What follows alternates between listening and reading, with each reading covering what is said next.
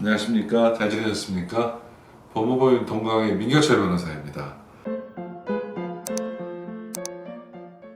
오늘도 저희 메일로 문의 주신 내용에 대해서 여러분께 소개를 해드리고 상담에 대한 답변을 영상을 통해 보내드리도록 하겠습니다. 네, 상담 내용은 이렇습니다. 네. 직장 선배인데 처음에는 친절하게 대해줘서 저도 부담 없이 대했거든요. 네. 장난도 치고 했지만 절대 선은 넘지 않았어요. 네. 그런데 2달 전부터 자꾸 다른 여자 사진들을 보내면서 제 몸매나 외모를 평가해요. 너가 더 예쁘다, 네 다리에 비하면 이 여자 다리는 별로네, 와 푸서 뭐야, 연예인이야? 등등 이런 식으로 얘기를 해요. 빈도도 많아지고 해서 불쾌함을 표시하려면 칭찬이야 왜 그래, 예민하네, 좋은 거야 라고 넘어가는데 통신매체 이용 음란죄? 그런 걸로 신고 못하는지 궁금해요 라고 문의를 주셨는데요. 네. 변호사님, 칭찬은 좋지만 지나치게 외모에 대한 이야기만 하면 불쾌할 것 같거든요. 질문자분도 상대방이 칭찬이라고 말하니까 불쾌하면서도 별다른 대안은 못하시는 것 같은데 통매음은 성립하지 않을까요?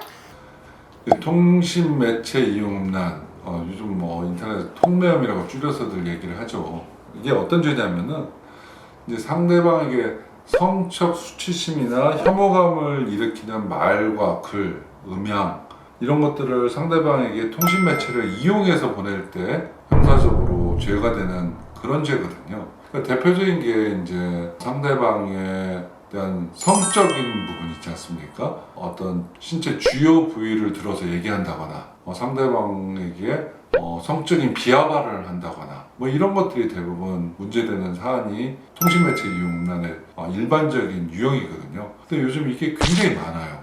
예전에는 모욕죄, 명예훼손죄 이런 것들은 공연성이라는 표현을 하는데 좀 사람들이 많이 있는 데서 얘기를 해야지 문제가 돼요. 그냥 둘만 있는 데서 굉장히 막 얘기하는 거는 문제되는 게 아니거든요. 공연성이 없기 때문에. 물론 예외적으로 이게 전파될 수 있으면은 둘만 얘기해도 죄가 성립된다 이런 표현이 있긴 한데 기본적으로는 공연성이 요구되거든요. 근데 통신매체 이용 음란은 둘만 있어도 된단 말이에요. 근데 요즘 사람들이 전화하는 경우도 많지만 카톡, 메신저 기능을 이용해서 얘기를 많이 하지 않습니까? 둘이서 얘기하다가 점점 대화 내용이 성적으로 흐르는 경우도 있거든요.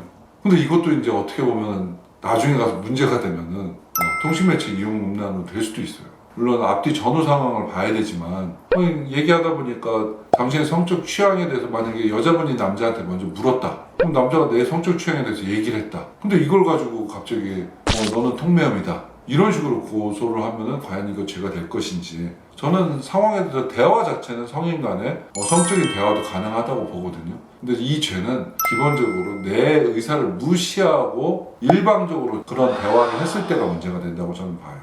이 상담 내용에 의하면 이 다리에 비하면 이 여자 다리는 별로네 이런 문구처럼 성희롱에 해당할 법한 이야기도 좀 있는데 이런 성희롱 경찰에 신고할 수는 없을까요? 통매음 정도가 된다고 하면은 그건 신고할 수가 있는데, 통매음은 일단 통신매체를 통해 해야 되잖아요. 둘이 있는 데서 이제 다리를 평가했다. 이거는 어떻게 보면 통신매체를 이용한 것이 아니기 때문에 통매음이 안 돼요. 그러면은 모욕죄가 돼야 되는데 이건 공연성이 없어요. 그렇기 때문에 이런 거는 모욕죄나 통매음보다는 성희롱의 개념에 들어간다고 보시는 게 맞을 것 같아요. 성희롱이라는 거는 굉장히 넓은 개념이에요. 내가 불쾌하면 되게 성희롱이 되는 거예요. 성적인 어떤 이슈로 내가 불쾌한다. 이건 성희롱으로 볼 수 있어요. 근데 자기의 진위는 칭찬이었다 하더라도 그건 중요하지가 않아요. 상대방이 느끼는 게 중요하기 때문에 내 진위가 칭찬이었다, 되게 그런 부분에서 진심이었다, 이렇게 하더라도 성희롱은 될 수가 있는 거예요. 성희롱은 형사적인 어떤 범죄가 아니라 약간 민사적인 정신적 손해에 대한 부분이기 때문에 이거는 경찰에 신고하더라도 성희롱을 가지고 경찰에서 수사를 해줄 수는 없어요. 물론 고소를 하면 수사를 해서 형사적인 문제가 안 된다 그런 결론을 내려줄 수는 있지만 궁극적으로 성희롱은 형사적인 이슈가 아니라고 보시면 돼요. 성희롱으로 경찰에 신고를 할 때 녹음 파일이라든지 그런 좀 증거가 있어야지만 좀 신고가 가능할까요? 신고 자체는 다 있든 없든 가능한데 아무래도 그런 게 녹음이라든가 캡처 사진이라든가 있어야 내가 주장하는 걸 입증하기가 편해지는 거죠. 그런 게 없으면 내 주장만 해야 되는데 상대방이 내 주장을 다 인정하면은 내 주장만으로도 가능한데, 상대방이 이제 내가 주장하는 사실과 다르게 얘기를 해버리면은 그건 내 말이 맞는지 상대방 말이 맞는지 판단을 해야 되는 부분이 생기는 거기 때문에 입증하는 데 좀 애로가 있을 수가 있어요.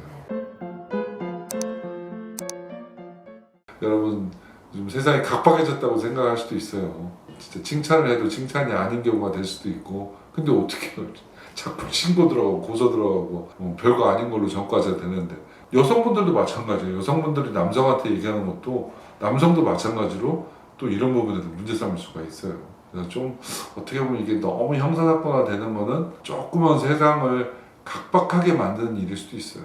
하지만 저는 변호사로서 자기의 어떤 진심과 다르게 형사사건화 되는 걸 보면서 안타까운 그런 마음이 들어서 여러분들은 이런 일에 연루되지 않기를 바라는 마음으로 말씀을 드렸습니다. 여러분 또 잘 지내시다가 다른 이슈 가지고 오면 그때 또 뵙도록 하겠습니다. 여러분 감사합니다.